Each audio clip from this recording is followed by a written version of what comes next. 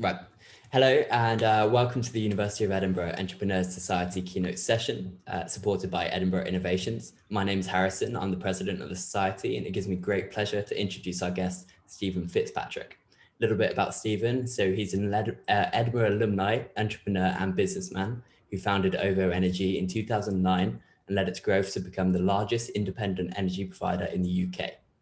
Today, OVO serves nearly 5 million members in the UK and internationally, and is on a mission through its sustainability strategy, Plan Zero, to tackle the most important issue of our time, the climate crisis. As part of his continued mission to create zero carbon solutions, Stephen founded Vertical Aerospace, an electric aircraft company set to reinvent the way we fly. They flew the UK's first full-scale electric vertical takeoff and landing aircraft in June 2018. The company has been developing its pioneering eVTOL technology since 2016 as part of its mission to make air travel personal, on demand, and carbon-free. To further support his vision, Stephen launched a zero carbon campaign in July 2019, which aims to ensure that the government achieves its 2050 net zero commitment by becoming the first major economy to put a meaningful price on carbon. So just to sort of summarize the format today, what will happen is for the next 30 to 45 minutes, I'll be asking Stephen some questions in an interview style. We will have a period blocked off at the end for Q&A, where you can switch off your microphones and ask any questions you want. However, if there is a question that is relevant to what's being said at the time, please feel free to put them in the chat. There's a chat function in Zoom, and my best to relay them to Stephen throughout. So welcome, Stephen. Thank you for coming on. Thanks, Harrison, for the very kind and comprehensive introduction. Appreciate that. Brilliant. No worries. So let's just jump straight in. We're going to start with your early life, if that's okay. So taking it back to, I think, 1996, what made you leave Northern Ireland in the first place and come to Edinburgh to study finance and business? And did you enjoy it? It was 1995.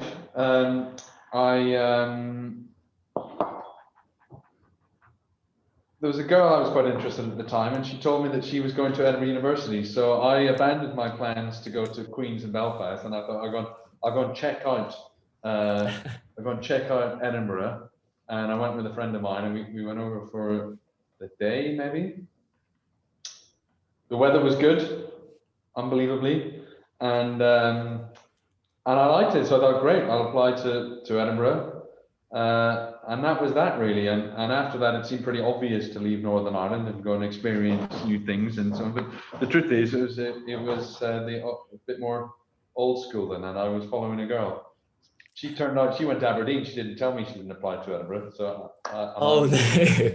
I was just about to follow up with that. No, yeah. It didn't work out that well. I did end up marrying her. But, oh, okay. It worked out okay for a while. But yeah, that came later. Fantastic. It's a shame that the weather was good on the day you visited and then sort of for the rest of the degrees.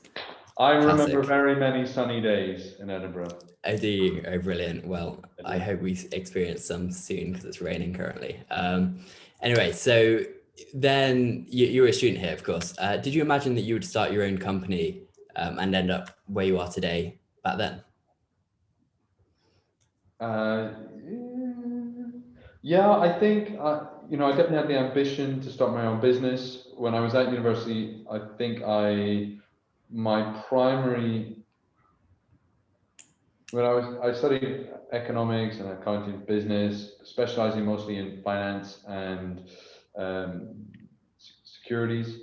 And I wanted to be a trader in the city. This was late 90s. There was a big boom time in derivatives trading and so on. It's just around the time Barings Bank collapsed, and then there was long-term capital management, and there was a lot going on in the city, and I think that really grabbed my attention. So that was when I was at university. That's what I was thinking. But before going to university, during, and then after, I always had this idea that sooner or later I was going to end up running my own company. Okay, that's quite cool. So you mentioned you were looking at finance, but even then, straight after you graduated, you started a company. You started a property newspaper, The Rental Guide. What inspired this? Well, I So I'd worked in the States during my holidays, during the summer holidays, and I worked in California, and this was 2000. It was right at the end of the dot-com boom, and I was quite taken with the internet, and it was obviously a thing. When I started at Edinburgh Uni, I think we were the first year to be given email addresses, and people would go to the IT lab to log on and send it was, you know, very different back then. It was just row after row after row of computer in the IT lab. But going to California in 2000, you know, it was all consuming there. And I remember thinking, there's obviously something happening here. And I came back to university, and I actually launched an online portal for renting property. And it was pretty basic back then. I remember learning how to do the coding myself. And it was reasonably successful, you know, and it's a typical thing to do. You start with something, you know, and as a student or a recently graduated student, accommodation and renting, it's a big part of your life, trying to figure out where you're going to live, and it changes every year, and it's a real hassle. And of course, there were better ways to do it. They were technology enabled. So me and a friend, we started down that path, and then what we find is that nobody wanted to pay for online advertising. It was just something that it wasn't.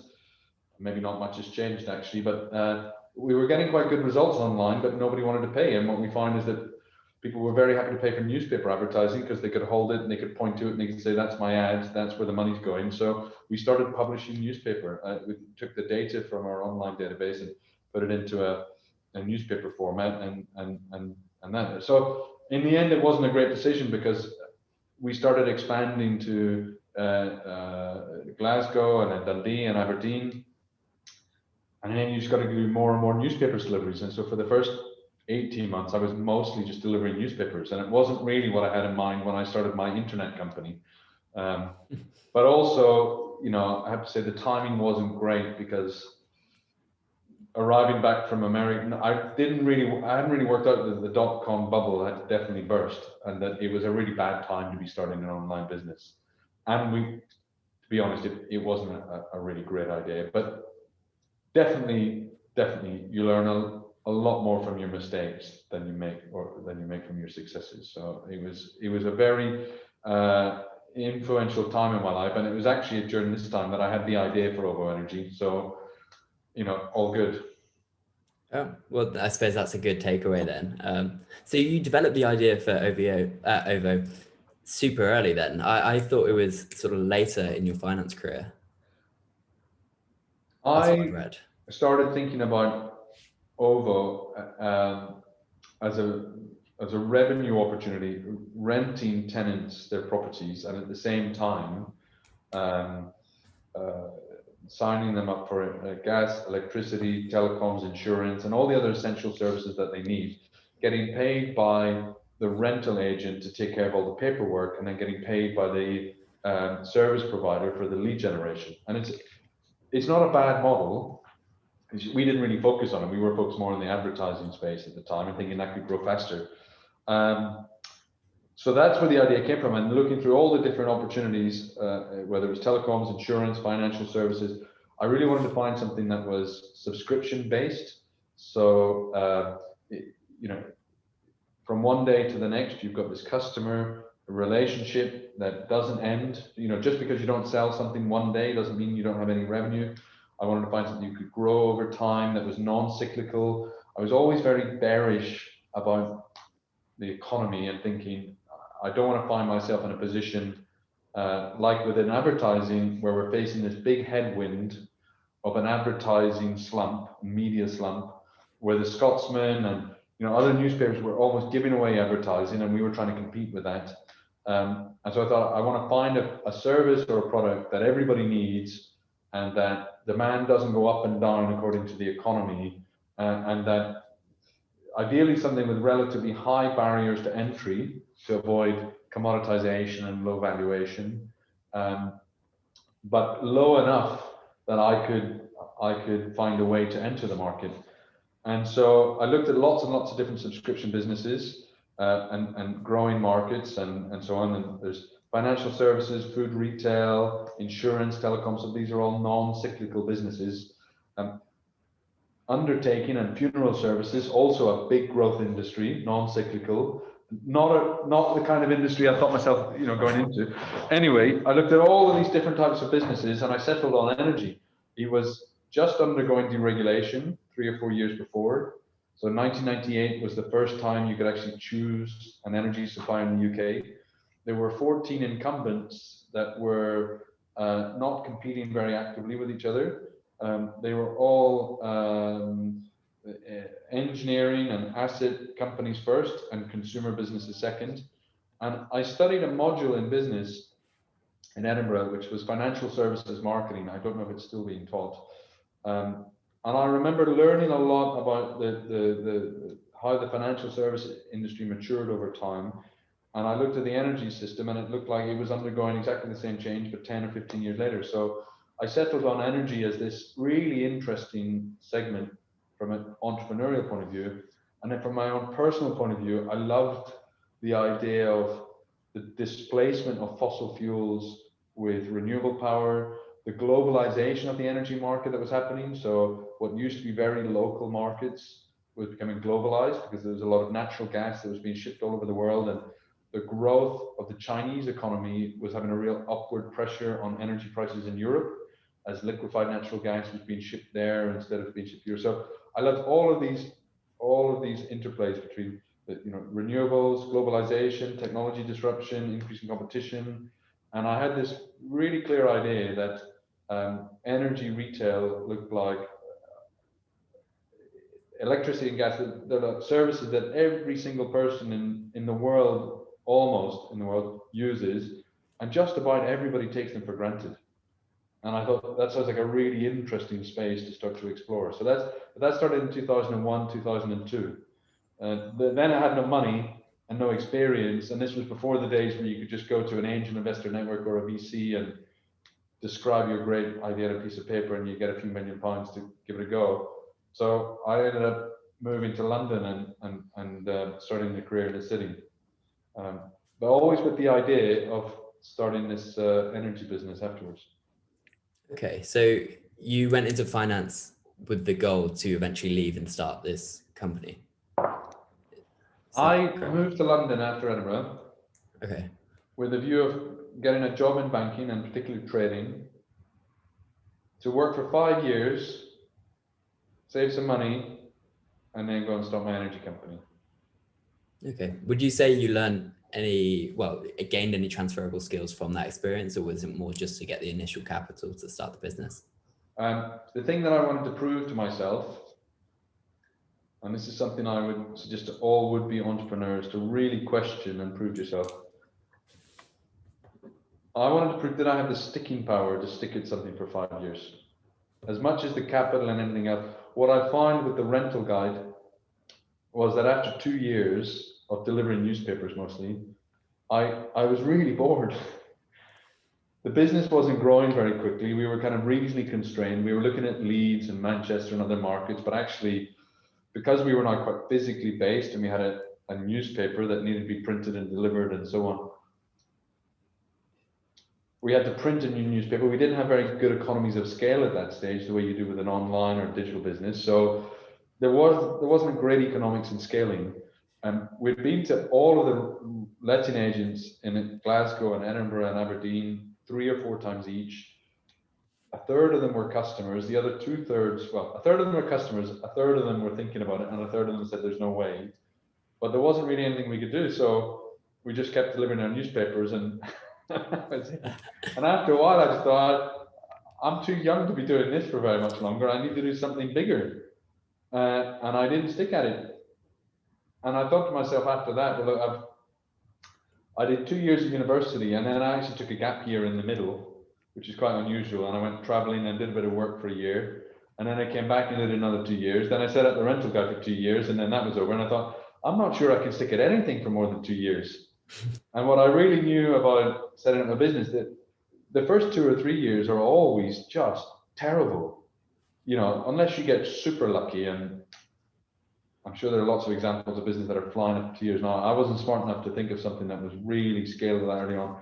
But mostly it's really hard to get things started, and you don't get the rewards early on. There is no quick buck in building a great business. And so I was concerned about my own stickiness, whether or not I could stick to an idea. And right now, after 3 or 4 months trading, I absolutely hated it. I was spending quite a lot of my time doing due diligence on my energy retail business plan. But again, I didn't have any money, and I promised myself I'd stick at trading for 5 years. And I did. So 5 years and 1 week after starting my first trading job. 5 years to the day, I took a week's holiday, came back, and on Monday morning, 8 o'clock, resigned. And that's how it went. Wow. And by the way, in banking, you don't make any money in your first few years either, because you have to learn to get good at it. And it's the same with just about anything. You have to learn to become good at something before you get paid to do it. So you have to be willing to take the crap in the early years of anything. Okay. In order that you get the good stuff. And it's not always year 5, it might take longer. So you ended up leaving your role in finance. When was that? About 2008, 2009?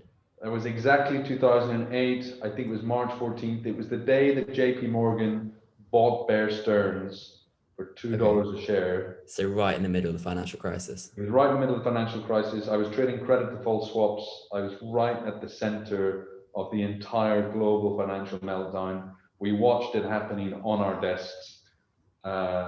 It was a crazy time. And I remember walking into my manager's office and thinking, I'm going to tell him I'm going to resign. All hell's going to break loose because I'm so important and they're not going to know what's hit them and blah, blah, blah. And I went into the officer's office. I thought, okay, fine, that's fine. And that was it.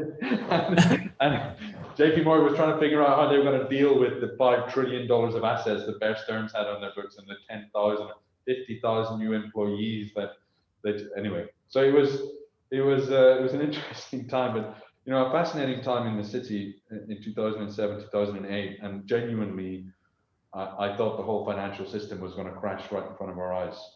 Fortunately, it didn't, but a really interesting time. God, that is interesting. So it sort of acted as an opportunity to reset everything for you then. Like you left your job, we were entering recession, and you decided that it was the right time to start your business. Would you say this was like the most appropriate time, or was it just sort of a coincidence? No, but it was. So I had loads of ideas.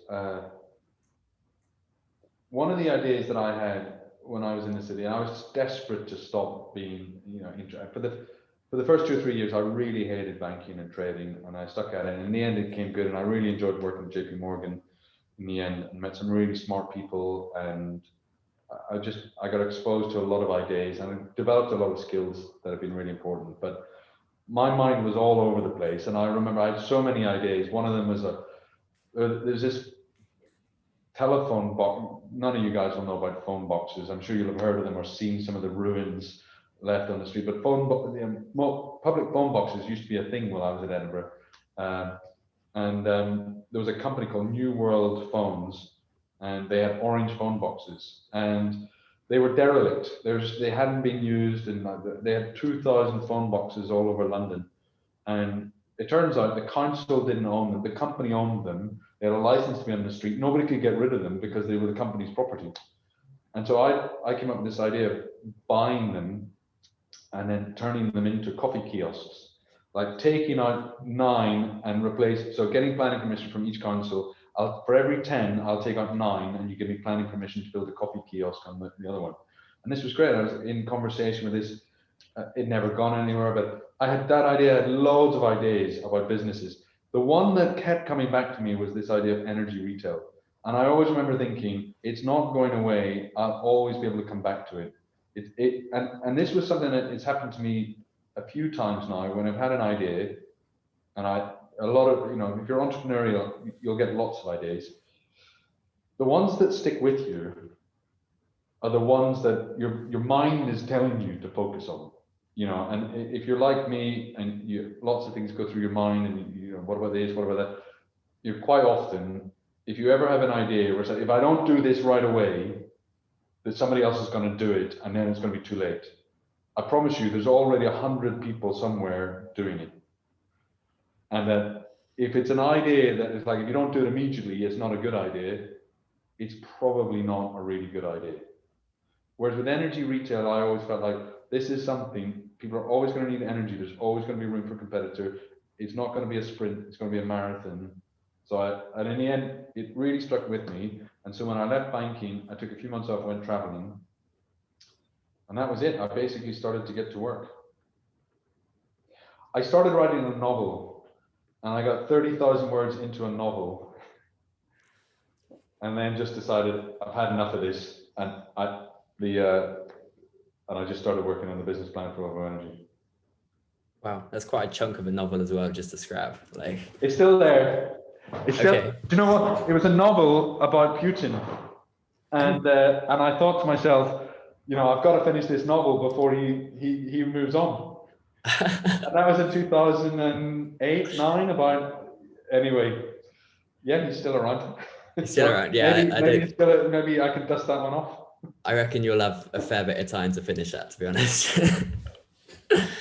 Oh, fantastic. Yeah. Okay. So, so my sort of takeaway from that is, if you're going to start a business and you have an idea, you really want to jump on it. Like, you want to be first in that space. Would that be a good takeaway? No. What I was saying is, I'm not saying that's not the case. That's not the point that I was making. The point that I was making is that I had this idea. I've been sitting on it for like 6 years. And it just kept coming back to me. Like, I had lots of ideas that came to me, and then I wouldn't do anything with, or I'd figure out why it was a bad idea, or I'd just get bored of the idea and move on to a different idea.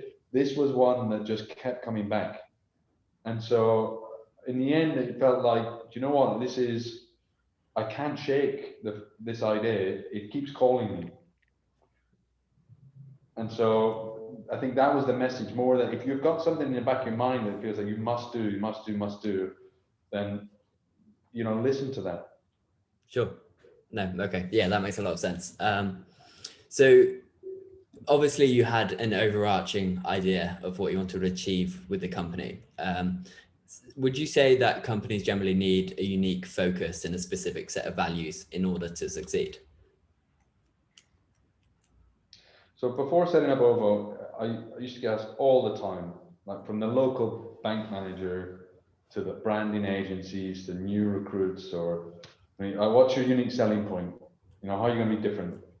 And I remember telling them that I don't think there's that much value in having one unique selling point, because normally they're really easy to copy. If you're successful, somebody else just copy it. And my philosophy was, and really still is, that I wanted to be better at 100 little things that would add up to a big competitive advantage. And I wanted to build a business where it was just, you know, 100 little things that were a bit better than the competition. And no magic formula, no secret. And to this day, I'm always very happy to tell anybody that wants to know what our strategy is, what our plans are for the year, because there is no secret, it's just hard work. And it's hard to do a lot of little things well. And I believe to this day, and if you can figure out how to do a lot of little things well over time, that builds up to a really big advantage. I mean, you just have to look at Amazon today. There is no secret to their success. It is just a constant focus on doing many things a little bit better every day.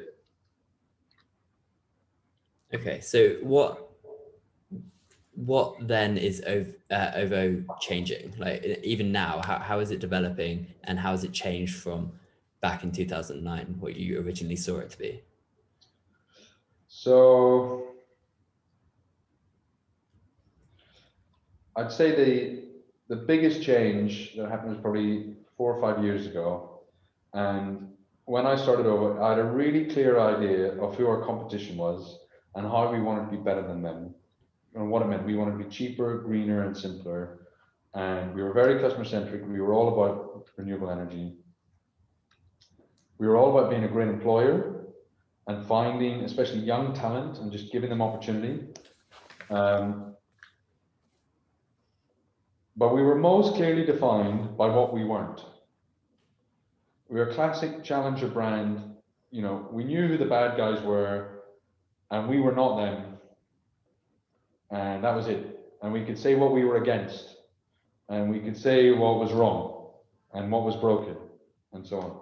And that's a really easy, it works for a reason. You know, everybody loves in the UK, we love the underdog. It's really easy. If you see something you don't like, it's really easy to point it and say, I don't like it. Even if you think about food, you know, you're cooking, somebody says, do you like this? Say, no, I don't like it. Well, what should I do with it? Or what should I put in it? How can I make it better? And I have no idea how to make this better. I just know I don't like it. As a father of 3 children, I get this a lot. I don't like it. And so it's a very basic instinct to be against something, or to be a challenger against something, or to know what you don't want to be. And after 5 or 6 years, I got quite bored of being defined as a challenger and defining our company in terms of what we weren't. We weren't the big 6. We weren't the big energy companies. And then we had to figure out, after a while, we were really successful. I was like, well, what are we? And what are we for? And what do we believe in? And what do we want? And it is a bit like growing up. It's like, when you're young, it's pretty easy just to complain about all the ways in which the world is terrible. And as you grow a bit older and you realize you can actually make a change, and you can choose your own path in life, you have to decide where you want to go. And I think as a company, we had the same thing. And we spent the years 2015 and 16 and 17 really trying to understand what we were good at, what we were passionate about, and where we could have an advantage over competition, where the big opportunities were.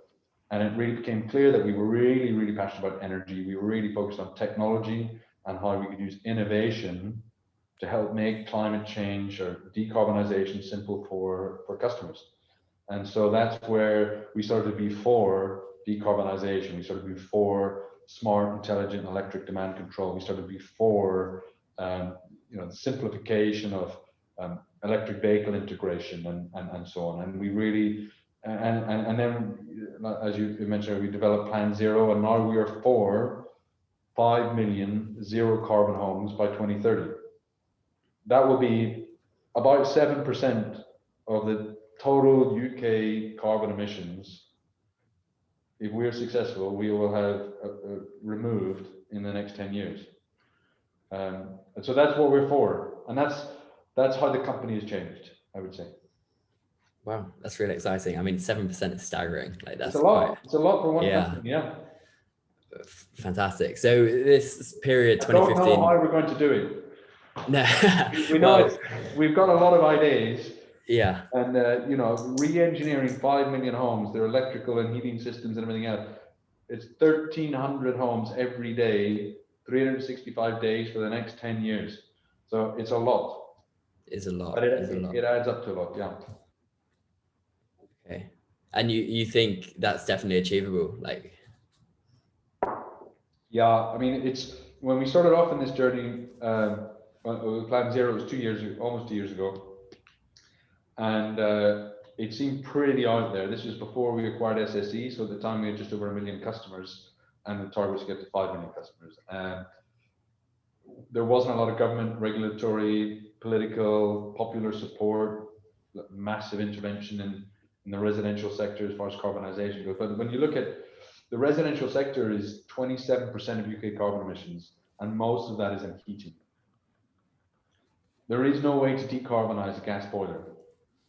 So if we're going to get to net zero by 2050, we're going to have to make a start right now. And cement, aviation, heavy industry, chemicals, these are industries where it's really technically very difficult. We don't have solutions to decarbonize those sectors of the economy. We can decarbonize residential heat. We've got heat pumps, we've got electric heat, we've got all kinds of current technology and the future technology. So we do have solutions, and it's simply a question of creating the momentum and the will and generating the demand from consumers. And so 27 million homes by 2030, I think, is a massive stretch. That's the entire UK housing stock. But 20%, 18%, 5 million homes. We think we can do the first 5 million. by then. So yeah. Fantastic. It's really exciting. So you referred to the period 2015, 16, 17 as sort of OVO's renaissance. But when I was looking into OVO, I found that in 2013, you actually went in front of the House of Commons Energy and Climate Select Committee, and you were criticizing some of the bigger players for increasing prices. Technically, I was more pointing out some of the inaccuracies and the things that they were saying. I don't think I was technically criticizing it, but I knew what I was doing, yes. Sure. So my question on that is, do you think this event, obviously it brought a lot of media attention to your company, do you think it was vital for the development of OVO as a brand? No, not really. It was actually completely by accident that happened. And we were doing really well before, and we did well afterwards, and it definitely helped raise the profile of the company. And also, more than anything else, I think that one event, it did started to change opinion in government and in the regulatory circles and in the media about the importance of competition and change in the energy sector. But how that all came about, my wife was pregnant with our second son, and about to give birth, and we got this call, said there's going to be a select committee. I'd already attended 2 select committees, and you can look this up. This was the 3rd select committee within a year that I'd attended. It was the same panel, same questions. And at the time, we had this competitor, OVO Energy, that was just annoying us by copying everything we did. And I knew that if I didn't accept the invitation to this panel, they would ask the OVO Energy to go and be there in our stead. And I thought, well, I'm not having that. So what I'm going to do, and actually, my wife did give birth to Archie, my second son. And so anyway, I was at home looking after Seb, my first eldest son, and Sophie, my wife, who we were just flat out. Seb was 3, Archie was like 3 days old. The date of the select committee hearing came up, and I was going to cancel last minute and send a deputy or somebody else from my company to go. But then my mother-in-law arrived and said, you know, I'm here, I can look after it, why don't you go? So me and my son Seb went to London on the train. It was a bit of a day out, and I took him along to the Parliament buildings. He sat with my assistant outside, and I went in unprepared because I didn't know I was going down. I got so bored listening to the questions and the answers. It was just like this scripted, terrible show, and I just not lost my patience, but I just don't understand. This isn't true. What he said isn't true. This is what's happened. Blah blah blah. I walked out, went to go get my son. I saw all these photographers standing outside. I went through the revolving doors, and this photographer fell over in front of me backwards. You know, he was walking backwards, and I thought they were taking somebody else's picture. So I'm smiling because there's a photographer that's fallen on the floor, and there's a photograph of me with a massive grin on my face, looking really smug. But I'm just trying not to laugh at the photographer that's fallen on the floor. And it was only about 5 or 10 minutes later that I realized that the whole thing had been televised, and that they were taking pictures of me. And then we did a tour of the TV studios. My son and my assistant and I. She was holding on to him, and I was in front of the camera. Seb and my assistant were behind the camera. She was entertaining him. And about 8:30, it was all done for the day. It had been a momentous day. And then all Seb wanted to do was go on the double-decker bus, sit on the front, drive around London, and then we went home. And it was one of those very serendipitous moments where no doubt there's an army of PR advisors that are claiming that they were behind the whole thing. But it was completely by accident, and sometimes that happens. What a story. That's and fantastic. I was so bored. I was just so annoyed that I'd gone all the way to London to sit and listen to all of this. And I didn't have a script, but I would have gone off script. And I just said, well, energy prices aren't going up, they're going down. So I don't understand why these people are saying this. And that was it. Wow. Yeah. Sometimes you get lucky, you know? Yeah, no, definitely. It's just interesting that obviously this happened, 7 years ago. You don't really hear about that side of the story. But yeah, no, thanks for You sharing guys it here. heard it first. Exactly. Fantastic. Okay, cool. So let's talk about one of your other companies, Kaluza. Yeah. So Kaluza is more of a tech focused company, if I'm interpreted it right. And basically the idea behind Kaluza is to be able to support like grids globally, and how do you store this renewable energy, and that's where Kaluza is going to step in. So I was just going to ask you, how do you think Kaluza is going to help solve the global challenges of electricity grids reaching net zero? All right. So it's not just about electricity grids, it's about the whole energy system, right? So you think about electricity, it's one thing. Then there's natural gas, fine. Then you've got petrol, you've got coal, you've got, there's all these different forms of energy, right? And they're all converging around electricity, because if we want to decarbonize stuff, it's mostly electrifying. There are two massive challenges. One, decarbonizing the power sector. You switch from thermal or nuclear, which is by and large controllable. You can turn it up or down depending on demand. If you switch from that to renewables, which is primarily wind and solar, you can predict the weather, but you don't control it. So you can't really control the supply of electricity. Over a big enough region, anyway, you can't really control it, okay? So that's a massive problem. And we're seeing already big increases in energy price volatility. You've seen blackouts in Pakistan, in Japan, you see you see grids under stress all over the place, and rising penetration of renewables is really difficult to manage.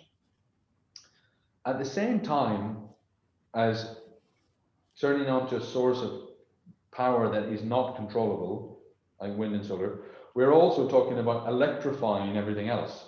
So electrifying vehicles, electrifying heat, electrifying our whole economy to decarbonizing it. So at the same time as having this intermittent supply of electricity, we're massively increasing the amount of demand.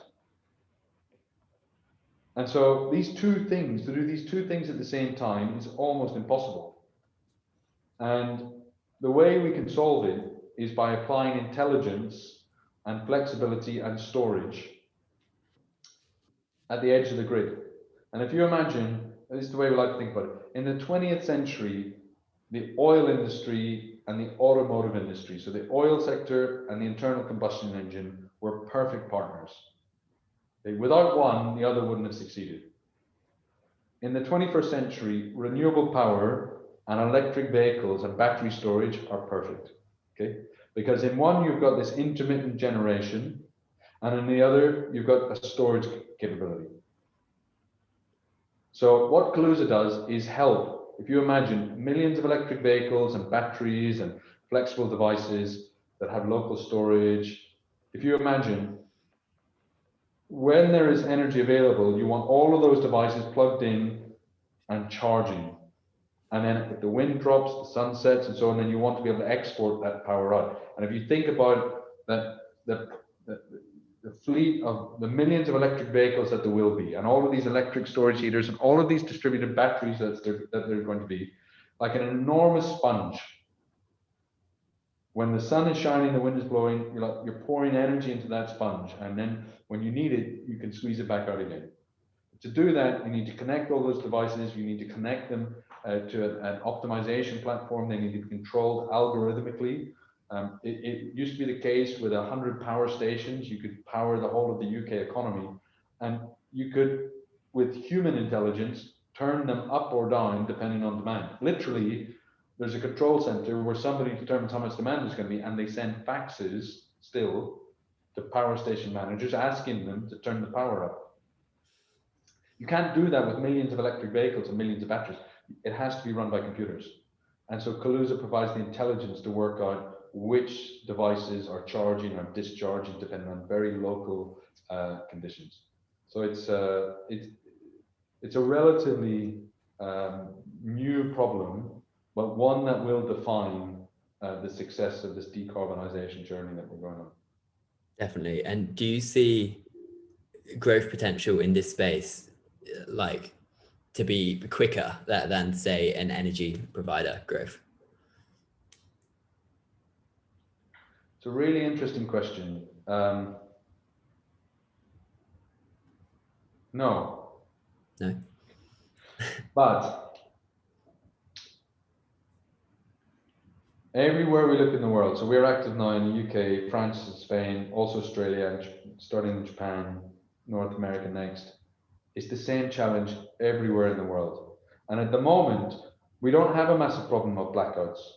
You know, you still expect, you turn the lights, you turn the light switch on and you expect the lights to come on. But something is changing. And if you look just at electric vehicles, September last year was the first time ever that electric vehicles outsold diesel in the UK. And it's like, wow, where did that come from? That was a massive surprise. And then it happened again in October. And then November was an even bigger month. There is something happening now and it's taking off very quickly. And I think you asked the question, do I think this is a faster growth opportunity? I think it's a really complicated but really important challenge to solve. And I think that the growth rates will be exponential, albeit I think that we're still in the very, very early stages. But it's so complex and so difficult to get right. It's going to take years to figure out how this stuff is going to work. So we have to start now. Yeah, no, that's a solid answer. Okay, so I've only got time for one more question, then I want to hand it over to people. Yeah. Since we're talking about EVs, let's talk about your EV, Vertical Aerospace. So obviously you founded it in 2016. So it's a fairly new company. I mean, it's a fairly new concept to have electric powered aircraft. So what was the thought process there? Like, you didn't have a background in aerospace, it just sort of came out of nowhere. So I bought a Formula One team in 2015, a terrible financial investment. But I bought this Formula One team out of bankruptcy, very, very cheap price. Beware of things that you really, really want that look too cheap to be true. But anyway, not a great financial investment, but a lot of fun. And I learned a lot. I learned a lot about physical engineering and about product development and about process and about excellence. You can learn a lot about business from Formula One. And we were looking at ways to commercialize the tech that we were building. And everybody was doing EVs at that stage, and we were too late to start to think we were going to make an impact on EVs. But I started to look at what we had, and it was lightweight composites, carbon fiber, aerodynamics, high energy density powertrains, computer simulation, electrical control systems. I thought, this is everything you need to build airplanes, not cars. And the performance that you get in F1 is too good for road cars. The challenge in EVs is to make things cheaper, not make things better or faster. But in aircraft, every gram counts. Every watt of energy or power counts. And so I started to look at ways that we could apply F1 technology to aviation. And I ended up going to a race in Sao Paulo, spending 3 hours in traffic from the airport to the circuit, and then watching hundreds of helicopters arrive. I thought, actually, does this work? And I did some back of the envelope calculations about power density of batteries and energy density of batteries. Disk loading, something I learned about. Let me tell you something, guys. You're the luckiest generation in the world. Anything you want to know about anything that exists in the world today, you can find on Wikipedia. And if you haven't donated money to Wikipedia, you probably should. But I'm telling you, Wikipedia has everything you need to know for your next billion-pound company. You can find on Wikipedia. Okay. And I started researching on Wikipedia all the things, the equations that determine thrust and lift and disk loading and everything else. And I started working, actually, we could create, with the technology that we had within the F1 team, we could create an eVTOL. Now, if I had known, the story always goes the same way. If you had known how difficult it was going to be, I wouldn't have started, because it wasn't as easy as I thought. And the envelope calculations were right, but that was only part of the story. Anyway, in 2016, the team did really, really well, but not well enough. and we had to make the decision about whether or not to keep funding the Formula One team. And I decided, for the same price, for a fraction of the price of running the world's worst F1 team, we could build an amazing aerospace company. And so we decided to put the money into that instead. And that was it. There we are. Yeah, no, no, definitely. And I suppose a year later, the F1 team, well, it just resigned. We lost the point. Back to Sao Paulo again. For those who are interested, there was this craziest race. It's the longest race ever in F1 history. It had 4 red flags. It lasted for 3 hours. There was a hurricane blowing through Sao Paulo. And in that crazy race, we ended up losing out by 1 point to Cyber. I think it was something like 2 seconds or 1.5 seconds. Anyway, F1's a tough business, and that cost $50 million. And so that was a $50 million hit to the company, team finances, and we just decided that it's too much. We're the slowest F1 team. I mean, we've been the slowest F1 team for 2 years running now, and it's like, are we going to put $50 million into it? No, that was it. So we are currently the last ever F1 team to go out of business. So wow. We almost made it. Yeah. Yeah, no, it's an odd flex, but you're there. Fantastic, good. So I'm just conscious we've only got 10 minutes left, and I really want the audience to have an opportunity to ask you some questions. So I'm gonna end my questions there, if that's okay. We've got a question in the chat from Rafi. I was just wondering, Rafi, would you be able to turn off your microphone, or would you like me to relay it for you? Hello, can you hear me? There we are. Hi, Rafi. Hi, how are you? I'm great. I'm enjoying this virtual trip to Edinburgh, I have to say. Well, maybe next year we can have you in person as well. You know, we got a whole office up in Edinburgh. We employ thousands of people in Scotland, so I'm up in Edinburgh whenever I can be, but I don't think I'm allowed at the moment. So anyway. Yeah. Anyway, what's the question? Yeah, so the question is, what are your thoughts on blockchain and peer-to-peer energy trading, and how soon do you think we could see strides towards such technology, if at all? Okay, really interesting. So a few years ago, we invested, OVO invested in an energy blockchain business, a transactive energy blockchain business called Electron. And what they're doing is less peer-to-peer trading on blockchain and more to do with asset registration and asset and marketplace development. And one of the things that's important to know about distributed ledgers is that they have relatively high transaction costs compared to single ledger systems. So blockchain is a distributed ledger system, so you create multiple copies of each transaction. And if you're dealing with very, very low value transactions, the transaction cost relative to the transaction value could become very high. So where blockchain is really important is if you want to know, for example, who owns an electric vehicle, who owns an electric vehicle charger, who owns a battery, who's got the right to turn the battery on and off, is the customer doing that? Have they assigned that right to an agent? That's the kind of thing where, you know, the traceability and the security that comes from a distributed ledger system can really help. But for energy transactions where you're dealing in, you know, blocks of electricity, for residential customers in particular, the transaction values are so low, the blockchain doesn't really work unless you've got some hyper-efficient algorithm-based blockchain that we haven't come across yet. But so that's the peer-to-peer trading thing. I think you can have peer-to-peer networks, but all of the electricity, for example, still has to flow across a physical grid. And so you still end up having to pay for access to the physical grid.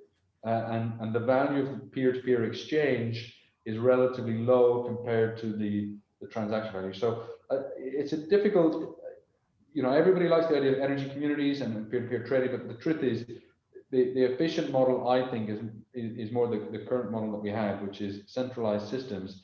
And distributed asset ownerships, and the asset ownership and agency models probably being recorded on a distributed ledger rather than the transactions themselves. Okay, and what about for industry, like you know, at an industrial level as opposed to as a end user? like you described? Yeah, I mean, I know slightly less about that. I think if you're dealing in very high volumes of it, actually distributed ledger could be interesting. The thing with all of these technologies, you've got to figure out what's the right tool for the job. And I think in the past, where we've looked at a lot of hype, let's say, around blockchain and distributed ledger tech, is that it's a really cool technology, a really cool tool. You just have to figure out what the right problem to solve with it is. For example, a much better use of blockchain technology, I think, would be to revolutionize the way we manage property transactions. Very, very high value transaction, very, very complicated, working on who owns what, all the surveys, everything. All of those things could be conducted almost instantaneously on a distributed ledger system, and it would be worth the cost. And so that could be, in the energy context, there are lots of ways you could think about that. But typically, blockchains and distributed ledgers are really good for high value, high complexity transactions, and less so for commoditized, low value transactions. Okay, that's great. Thank you. Very insightful. Hi, I have one question. I just wanted to ask, what would you say was the most difficult time in your career so far?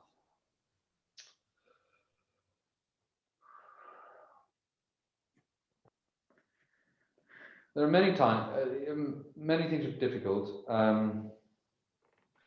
Last year, my company got a fine from Ofgem. It was a big fine, and I took it very personally. And I didn't agree with their findings, and I got quite outraged about it all. And my comms team and my policy team were telling me that you just can't fight the regulators, you're just going to have to take it. And I find that incredibly frustrating. And looking back, I think it's one of the things that I find it really hard at the time. But actually, it's just part of growing up, and it's not personal. It's not. As an entrepreneur, you feel very attached to. When people criticize your business, it's very difficult to take. 3 or 4 months later, 6 weeks later, we had COVID and then lockdown. 2 months after that, we had 3,000 people out on furlough. A month after that, we had about 2,500 people we were laying off. And it really could, I mean, that was difficult. That was really difficult. I mean, that was something that we knew was going to happen. We'd acquired a company where there was this, you know, quite an old, it was a traditionally run company, and there were lots of roles that were simply becoming redundant through technology.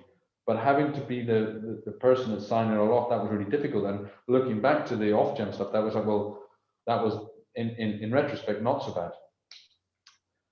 In terms of like going back to the early days at OVO, the most challenging time was the time that I realized that 3 weeks before we were due to launch, and having plowed all my life savings into the company, that we were almost certainly going to go bankrupt before we launched, because I hadn't ticked the box on the form for electricity licensing, meaning the £3 million worth of electricity that we bought and had to pay for, we couldn't receive.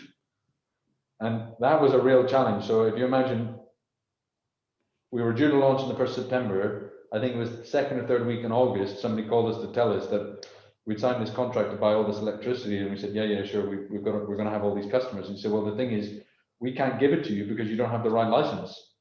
And it was one check in a box on a form that we filled. And so that was a very dark day.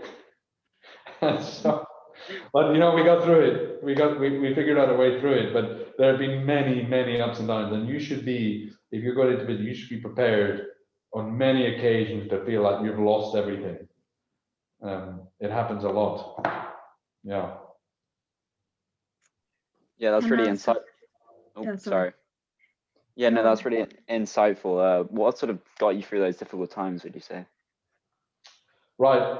I think the number one thing is you've got to have a crystal clear vision of what your success looks like. And in the first instance, you know, you think you're going out of business. There were many occasions in the early days I thought OVO was going to go bankrupt.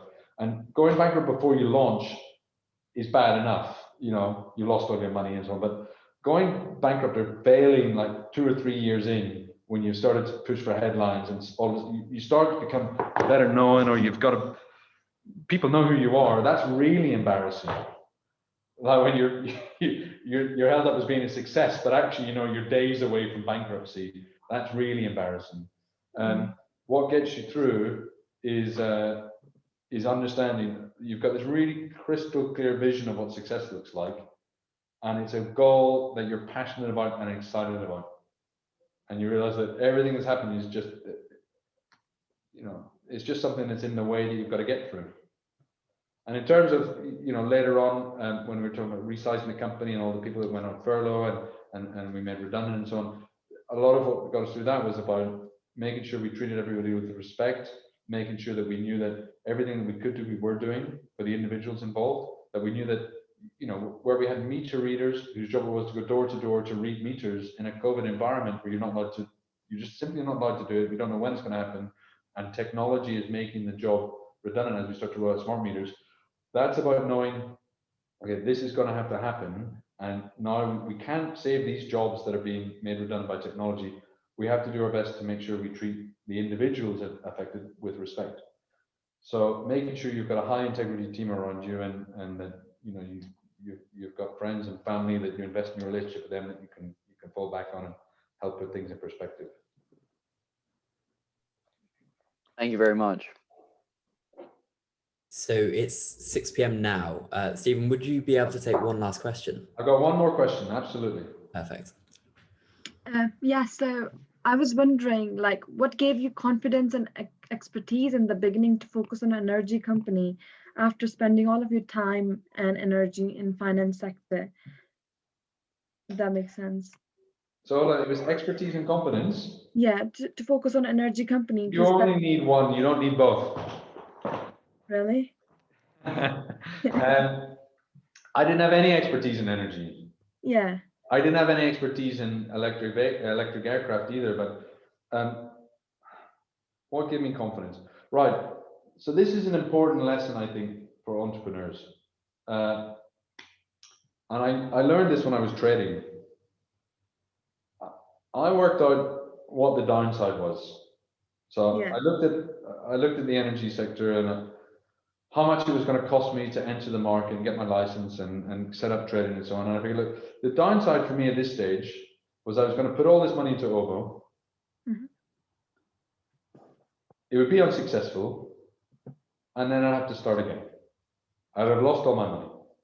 And at worst case scenario, I'm 29. I've got some really valuable skills. I've just left the most prestigious investment bank in the world. I was really, by the end, despite not enjoying it, I've become quite good at it.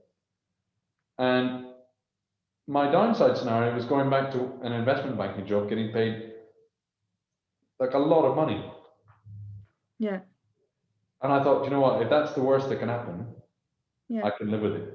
And then I didn't need to worry about all the upside. I didn't need to quantify how big the upside might be. I didn't need to work out all the probabilities and everything else.